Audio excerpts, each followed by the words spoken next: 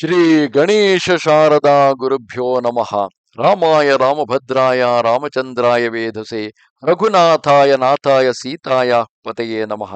ಶ್ರೋತೃಗಳಿಗೆ ಶ್ರೀಮದ್ ವಾಲ್ಮೀಕಿ ರಾಮಾಯಣ ಸುಂದರಕಾಂಡದ 60ನೆಯ ಸರ್ಗಕ್ಕೆ ಸ್ವಾಗತ. ಹಿಂದಿನ ಅಧ್ಯಾಯದಲ್ಲಿ ಲಂಕೆಯನ್ನು ಕಂಡು ಅಲ್ಲಿ ಸೀತೆಯನ್ನು ದರ್ಶಿಸಿ ಆಕೆಯ ಸಂದೇಶವನ್ನು ಪಡೆದು ಲಂಕೆಯ ಅನೇಕ ರಾಕ್ಷಸರನ್ನು ಕೊಂದು ಇಡೀ ಲಂಕೆಗೆ ಬೆಂಕಿಯಿಟ್ಟು ಕ್ಷೇಮವಾಗಿ ಹಿಂದಿರುಗಿ ಬಂದಂತಹ ಹನುಮಂತನು ನಾವುಗಳೇ ಇದನ್ನು ಸಾಧಿಸಬಹುದು, ಜಾಂಬವಂತನಿರಬಹುದು, ಅಂಗದನಿರಬಹುದು, ಮೈಂದ ದ್ವಿವಿಧರು ಒಬ್ಬೊಬ್ಬರೇ ಇಡೀ ಲಂಕೆಯನ್ನು ಮಣಿಸಿಬಿಡಬಹುದು ಎಂಬ ಉತ್ಸಾಹದಲ್ಲಿ ಮಾತನಾಡುತ್ತಿದ್ದಾಗ ಅವರೆಲ್ಲರ ನಡುವೆ ಯುವರಾಜನು ಯುವಕನೂ ಆಗಿದ್ದ ಅಂಗದನಲ್ಲಿ ಅದೆಷ್ಟು ಉತ್ಸಾಹಗಳು ಚಿಮ್ಮಿರಬೇಡ. ತಸ್ಯ ತದ್ವಚನಂ ಶ್ರುತ್ವಾ ವಾಲಿಸೂನುರುಭಾಷತ ಅಯುಕ್ತಂ ತು ವಿನಾ ದೇವೀಂ ದೃಷ್ಟವದ್ಭ್ಯಶ್ಚ ವಾನರಾಃ ಸಮೀಪಂ ಗಂತುಮಸ್ಮಾಭಿರಾಘವಸ್ಯ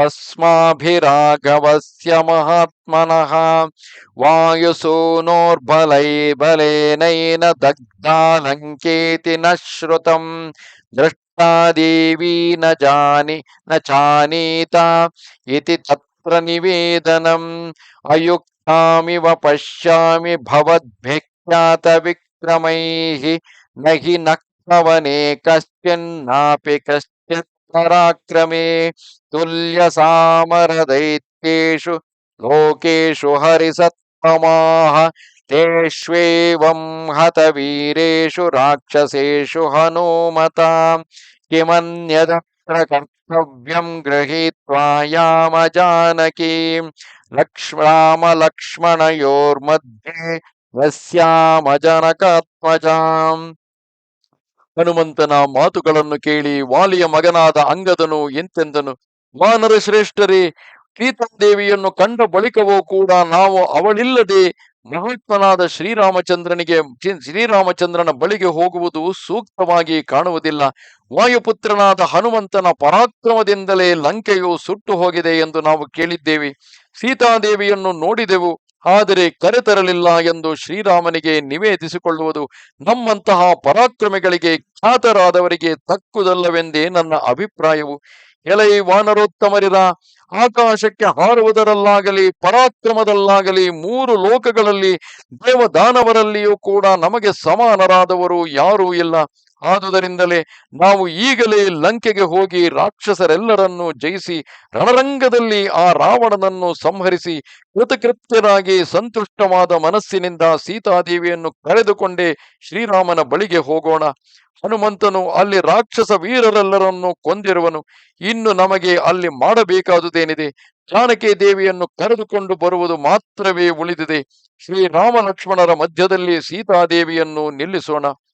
ಯುವ ಉತ್ಸಾಹವೆಂದರೆ ಹಾಗೆ. ಹನುಮಂತನು ಎಲ್ಲ ರಾಕ್ಷಸರನ್ನು ಕೊಂದಿಲ್ಲ. ಅಲ್ಲಿ ಅದೆಷ್ಟು ರಾಕ್ಷಸರಿರುವರು ಆ ಸಂಖ್ಯೆ ಹನುಮಂತನಿಗೆ ಮಾತ್ರವೇ ತಿಳಿದಿದೆ. ಇನ್ನು ಎಷ್ಟು ಮಂದಿ ಬಲಶಾಲಿಗಳಿದ್ದಾರೆ ಎಂಬುದು ಹನುಮಂತನಿಗೆ ಮಾತ್ರವೇ ಗೊತ್ತು. ಆದರೆ ಆ ಯಾವ ಅಧೈರ್ಯಪಡಿಸುವ ವಿಷಯವನ್ನು ಹನುಮಂತನು ಹೇಳುತ್ತಿಲ್ಲ. ಅವರಲ್ಲಿ ಧೈರ್ಯ ಉತ್ಸಾಹಗಳು ಮೂಡಿದರೆ ಅಂಗದನಿಂದ ಅದು ಕೋಟಿ ಕೋಟಿ ವಾನರ ವೀರರಿಗೆ ಹರಡಲಿದೆ.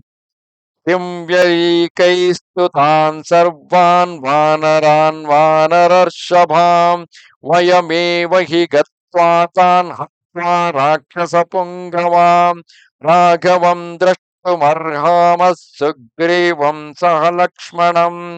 ಈ ಎಲ್ಲ ವಾನರರಿಗೆ, ವಾನರ ಪ್ರಮುಖರಿಗೆ ಕಷ್ಟ ಕೊಡುವುದು ಏಕೆ? ಅದೆಷ್ಟೋ ವಾನರ ಪ್ರಮುಖರು, ಕೋಟಿಗಟ್ಟಲೆ ವಾನರರು ಕಾದಿದ್ದಾರೆ.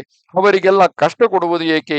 ನಾವೇ ಲಂಕೆಗೆ ಹೋಗಿ ರಾಕ್ಷಸರೆಲ್ಲರನ್ನು ಸಂಹರಿಸಿ ಸೀತಾದೇವಿಯನ್ನು ಕರೆದುಕೊಂಡು ಬಂದು ಲಕ್ಷ್ಮಣ ಸಮೇತನಾದ ಶ್ರೀರಾಮನನ್ನು ಸುಗ್ರೀವನನ್ನು ನೋಡುವುದು ಯುಕ್ತವೆಂದು ನನಗೆ ತೋರುತ್ತದೆ. ತಮೇವಂ ಕೃತ ಸಂಕಲ್ಪಂ ಜಾಂಬವಾನ್ ಹರಿಸತ್ತಮಃ ಉವಾಚ ಪರಮ ಪ್ರೇತೋ ವಾಕ್ಯಮರ್ಥವದರ್ಥವಿತ್. ಕಾರ್ಯ ಸಾಧಕ ನಿಷ್ಣಾತನು ಭಲ್ಲೂಕ ಪ್ರಮುಖನೂ ಆದ ಜಾಂಬವಂತನು ಅಂಗದನ ಸಂಕಲ್ಪವನ್ನು ಕೇಳಿ ಅವನ ಬಳಿ ಅರ್ಥವತ್ತಾದ ಮಾತನ್ನು ಪ್ರೀತಿಯಿಂದ ಹೇಳಿದನು. ನೆನಪಿರಲಿ, ಯುವ ಉತ್ಸಾಹವು ಅಂಗದನಿಗೆ ಎದ್ದೆದ್ದು ಕುಣಿಯುವಂತೆ ಮಾಡುತ್ತಿರುತ್ತದೆ. ಆ ಕಾರಣದಿಂದಾಗಿಯೇ ರಾಜನು ಒಂದು ವೇಳೆ ಚಿಕ್ಕ ವಯಸ್ಸಿನವನಾದರೂ ವೃದ್ಧರಾದ ಮಂತ್ರಿಗಳನ್ನು ತನ್ನ ಬಳಿ ಇಟ್ಟುಕೊಂಡಿರುತ್ತಾನೆ. ಈ ಸೈನ್ಯದಲ್ಲಿ ಇಂತಹ ಘಟನೆ ಸಂಭವಿಸಬಹುದು ಎಂಬ ಕಾರಣದಿಂದಾಗಿಯೇ ಸುಗ್ರೀವನು ಅವರಲ್ಲಿ ಉತ್ಸಾಹ ತುಂಬುವ ಸಲುವಾಗಿ ಯುವರಾಜನು ಯುವಕನು ಆದಂತಹ ಅಂಗದನಿಗೆ ಸೇನೆಯ ಪಟ್ಟವನ್ನು ಕಟ್ಟಿ ಕಳುಹಿಸಿದರೂ ಕೂಡ ಕಾರ್ಯ ಸಾಧನೆಯ ಸಲುವಾಗಿ ಹನುಮಂತನನ್ನು ಕಳುಹಿಸಿದ. ಹಾಗೂ ಈ ಇಡೀ ಸೇನೆಯನ್ನು ಯೋಗ್ಯವಾದ ಮಾರ್ಗದಲ್ಲಿ ಮಾರ್ಗದರ್ಶನ ನೀಡಿ ನಡೆಸುವ ಸಲುವಾಗಿಯೇ ಜಾಂಬವಂತನನ್ನು ಕಳಿಸಿದ್ದಾನೆ. ಸ್ವಲ್ಪ ನೆನಪು ಮಾಡಿಕೊಳ್ಳಿ.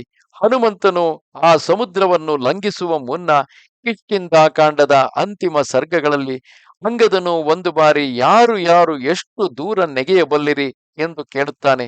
ಒಬ್ಬೊಬ್ಬರು 10 ಯೋಜನ, 20 ಯೋಜನ, 30 ಯೋಜನ ಎನ್ನುತ್ತಾ ಕೊನೆಗೆ ಜಾಂಬವಂತನಂತಹ ವೃದ್ಧ 90 ಯೋಜನ ಹಾರಬಲ್ಲೆ, ಆದರೂ ಲಂಕೆಯನ್ನು ತಲುಪುವುದು ನನಗೆ ಅನುಮಾನ ಎನ್ನುತ್ತಾನೆ. ಸ್ವತಃ ಅಂಗದನೇ ನಾನೇನೋ 100 ಯೋಜನ ಹಾರಿ ಲಂಕೆಯನ್ನು ತಲುಪಿ ಬಿಡಬಲ್ಲೆ, ಆದರೆ ಆ ವೇಳೆಗೆ ನನಗೆ ಆಯಾಸವಾಗುವುದರಿಂದ ಹಿಂತಿರುಗಿ ಬರುವುದು ಸಾಧ್ಯವಾಗುತ್ತದೋ ಇಲ್ಲವೋ ಎಂದು ಅನುಮಾನವನ್ನು ವ್ಯಕ್ತಪಡಿಸಿದ್ದೇನೆ. ಹೀಗಿರುವ ಸಂದರ್ಭದಲ್ಲಿ ಹನುಮಂತನು ನಾವೆಲ್ಲರೂ ಹೋಗಿ ಲಂಕೆಯನ್ನು ಗೆದ್ದು ಬರೋಣವೆಂದರೆ ಮತ್ತೆ ಹನುಮಂತನೊಬ್ಬನೇ ಹೋಗಬೇಕೇ ಹೊರತು ಬೇರೆ ಯಾರಲ್ಲಾದರೂ ನಿಜಕ್ಕೂ ಹೋಗುವ ಸಾಮರ್ಥ್ಯವಿದೆಯೇ? ಹಾಗೆಂದು ಅಂತಹ ವಿಚಾರಗಳನ್ನು ಹೇಳಿ ಅವರನ್ನು ಅಧೈರ್ಯಪಡಿಸಿದರೆ ಮುಂದೆ ಯುದ್ಧದ ಸ್ಥಿತಿಯಾದರೂ ಏನು? ಆ ಕಾರಣದಿಂದಾಗಿ ಒಬ್ಬೊಬ್ಬ ಸೈನಿಕನೂ ಕೂಡ ರಾವಣನನ್ನು ವಧಿಸುವಷ್ಟು ನಮ್ಮಲ್ಲಿ ಸಮರ್ಥನು ಎಂದರೆ ಹೌದೋ ಅಲ್ಲವೋ, ಆದರೆ ಪ್ರತಿಯೊಬ್ಬ ಯೋಧನು ಕೂಡ ಹೌದು, ನಾನೇ ರಾವಣನನ್ನು ಕೊಂದು ಹಾಕಿಬಿಡಬಲ್ಲೆ ಎಂಬ ಉತ್ಸಾಹದಿಂದ ನಿಲ್ಲುತ್ತಾನೆ. ಆ ಧೈರ್ಯ ಉತ್ಸಾಹಗಳು ಮುಂದಾಗುವ ಕೆಲಸಕ್ಕೆ ನಾಂದಿ ಹಾಡುತ್ತವೆ. ಆದರೆ ಹಾಗೆಂದು ಉತ್ಸಾಹಕ್ಕೆ ಬಲಿಯಾಗಿ ಈಗಲೇ ಹೊರಟು ಬಿಡೋಣವೆನ್ನುವುದು ವೃದ್ಧನಾದ ಜಾಂಬವಂತನಿಗೆ ಸರಿ ಹೋಗುವುದಿಲ್ಲ. ಆತನು ಅಂಗದನಿಗೆ ಉತ್ತರಿಸುತ್ತಾನೆ, ನೈಷಾ ಬುದ್ಧಿರ್ಮಹಾಬುದ್ಧೇ ಯದ್ಭವೀಷಿ ಮಹಾಕಪಿ ವಿಚೇತುಂ ವಯಮಾಜ್ಞಪ್ತ ದಕ್ಷಿಣಾಂ ದಿಶಮುತ್ತಮಾಂ ನಾನೇತುಂ ಕಪಿರಾಜೇನ ನೈವ ರಾಮೇಣ ಧೀಮತಾ ಕಥಂ ಚಿನ್ನಿರ್ಜಿತಾಂ ಸೀತಾಮಸ್ಮಾಭಿರ್ವಾಭಿರೋಚಯೇತ್ ರಾಘವೋ ನೃಪಶಾರ್ದೂಲಃ ಕುಲಂ ವ್ಯಪದಿಶನ್ ಸತ್ವತಂ ಕುಲಂ ವ್ಯಪದಿಶನ್ ಸ್ವಕಂ. ಪ್ರಜ್ಞಾಶಾಲಿಯಾದ ಎಲೈ ಅಂಗದ, ನೀನು ಹೇಳುತ್ತಿರುವ ಮಾತುಗಳು ಸಮುಚಿತವೆಂದು ಕಂಡುಬರುವುದಿಲ್ಲ. ವಾನರ ಪ್ರಭುವಾದ ಸುಗ್ರೀವನು, ಪ್ರಜ್ಞಾಶಾಲಿಯಾದ ಶ್ರೀರಾಮನು ದಕ್ಷಿಣ ದಿಕ್ಕಿನಲ್ಲಿ ಸೀತೆಯನ್ನು ಹುಡುಕಲು ಮಾತ್ರ ನಮಗೆ ಆಜ್ಞೆ ಕೊಟ್ಟಿರುವನು, ಅವಳನ್ನು ಕರೆತರುವುದಕ್ಕಲ್ಲ. ಮೇಲಾಗಿ ನಾವು ರಾಕ್ಷಸರನ್ನು ಜಯಿಸಿ ಸೀತೆಯನ್ನು ಕರೆತರುವುದು ಶ್ರೀರಾಮನಿಗೆ ರುಚಿಸದು. ಶ್ರೀರಾಮನು ರಾಜಸಿಂಹನು. ಅವನು ತನ್ನ ಪರಾಕ್ರಮದಿಂದಲೇ ಸೀತಾದೇವಿಯನ್ನು ಕರೆತರುವನೇ ಹೊರತು ಬೇರೆಯವರ ಪರಾಕ್ರಮವನ್ನು ಅವಲಂಬಿಸುವಂತಹವನಲ್ಲ. ಪ್ರತಿಜ್ಞಾಯು ಸ್ವಯಂ ರಾಜ ಸೀತಾ ವಿಜಯಮಗ್ರತಃ ಸರ್ವೇಷಾಂ ಕಪಿ ಮುಖ್ಯಾನಾಂ ಕಥಂ ಮಿಥ್ಯಾಕರಿಷ್ಯತಿ ವಿಫಲಂ ಕರ್ಮ ಚಕ್ರತಂ ಭವೇತ್ ತುಷ್ಟಿರ್ನ ಸಸ್ಯ ಚ ವೃಥಾ ಚ ದರ್ಶಿತಂ ವೀರ್ಯಂ ಭವೇದ್ವಾನರ ಪುಂಗಮಾಃ. ಆ ಪ್ರಭುವು ಎಲ್ಲ ವಾನರರ ಸಮಕ್ಷಮದಲ್ಲಿ ಶತ್ರುವನ್ನು ಜಯಿಸಿ ಸೀತೆಯನ್ನು ಪಡೆಯುವನು ಎಂದು ತನ್ನ ವಂಶದ ಮೇಲೆ ಆಣೆಯಿಟ್ಟು ಪ್ರತಿಜ್ಞೆ ಮಾಡಿರುವನು. ನಾವು ಎಲ್ಲಾದರೂ ಸೀತೆಯನ್ನು ಕರೆದುಕೊಂಡು ಬಂದರೆ ಅವನ ಪ್ರತಿಜ್ಞೆ ವ್ಯರ್ಥವಾದೀತು. ಆದ್ದರಿಂದ ಅವನಿಗೆ ಸಂತೋಷವೂ ಆಗಲಾರದು. ಆಗ ನಾವು ತೋರಿಸಿದ ಪರಾಕ್ರಮವೂ ಕೂಡ ವ್ಯರ್ಥವಾಗಿ ಬಿಡುತ್ತದೆ. ತಸ್ಮಾತ್ ವೈ ಸರ್ವೇ ಯತ್ರ ರಾಮಃ ಸ ಲಕ್ಷ್ಮಣಃ ಸುಗ್ರೀವಶ್ಚ ಮಹಾತೇಜಃ ಕಾರ್ಯಸ್ಯಾಸ್ಯ ನಿವೇದನೆ.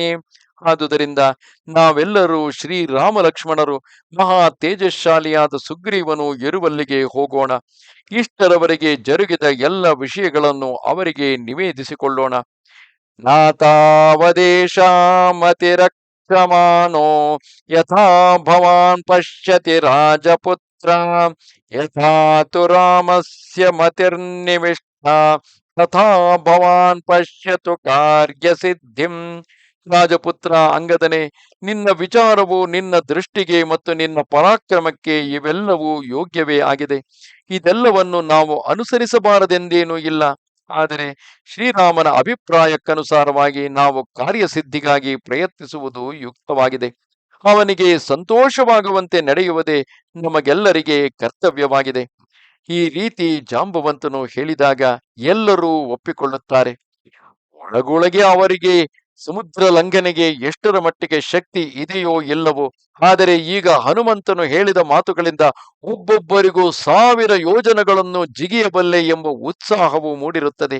ಅಲ್ಲಿ ಸೀತೆಯು ಇರುವಳು, ಹನುಮಂತನೇ ಆ ರಾಕ್ಷಸರನ್ನು ಮಣಿಸಿ ಬಂದಿರುವನು, ಆದ್ದರಿಂದ ನಾವೇನು ಕಡಿಮೆ ಎಂಬ ಉತ್ಸಾಹ ಛಲ ಎಲ್ಲರಲ್ಲಿಯೂ ಮೂಡಿರುತ್ತದೆ. ಆ ಉತ್ಸಾಹ ಛಲ ಜೀವಂತವಾಗಿದ್ದು ಇತರ ಸಮಸ್ತ ವಾನರ ಸೇನೆಯಲ್ಲೂ ಅದು ಹರಡಬೇಕಾಗಿದೆ. ಸಮಸ್ತ ವಾನರ ಸೇನೆಯಲ್ಲೂ ನಾವೇ ಕೆಲಸವನ್ನು ಮಾಡಿಕೊಂಡು ಬರುವಷ್ಟು ಸಮರ್ಥರಾಗಿದ್ದೆವು. ಆದರೆ ಶ್ರೀರಾಮಚಂದ್ರನ ಆಜ್ಞೆಗೆ, ರಾಜನಾದ ಸುಗ್ರೀವನ ಆಜ್ಞೆಗೆ ತಲೆಬಾಗಿ ನಾವು ಸೀತೆಯನ್ನು ಕೇವಲ ಕಂಡು ಬಂದಿದ್ದೇವೆ ಎಂಬ ಉತ್ಸಾಹಪೂರ್ಣವಾದ ಮಾತೇ ಸಾಕು. ಅವರೆಲ್ಲರಲ್ಲೂ ಕೂಡ ಆ ಕ್ಷಾತ್ರ ತೇಜಸ್ಸನ್ನು ಹೊರಹೊಮ್ಮಿಸುತ್ತದೆ. ಹಾಗೆ ಮೇಲೆದ್ದ ಕ್ಷಾತ್ರ ತೇಜಸ್ಸು ಮುಂದೆ ಆಗಬೇಕಾಗಿರುವ ಕೆಲಸಕ್ಕೆ ಸುಗಮ ಮಾರ್ಗವಾಗುತ್ತದೆ. ಇತ್ಯಾರ್ಷೇ ಶ್ರೀಮದ್ ರಾಮಾಯಣೇ ವಾಲ್ಮೀಕಿಯೇ ಆದಿಕಾವ್ಯೇ ಸುಂದರಕಾಂಡೇ ಷಷ್ಠಿತಮಃ ಸರ್ಗಃ. ಮಹರ್ಷಿ ವಾಲ್ಮೀಕಿ ವಿರಚಿತ ಆದಿಕಾವ್ಯವಾದ ಶ್ರೀಮದ್ ರಾಮಾಯಣದ ಸುಂದರಕಾಂಡದಲ್ಲಿ 60ನೆಯ ಸರ್ಗವು ಮುಗಿಯಿತು. ನಮಸ್ತೆ ಶಾರದಾದೇವಿ ಕಾಶ್ಮೀರ ಪುರವಾಸಿನಿ ತ್ವಾಮಹಂ ಪ್ರಾರ್ಥಯೇ ನಿತ್ಯಂ ವಿದ್ಯಾದಾನಂಚ ದೇಹಿಮೆ. ನಮಸ್ಕಾರ.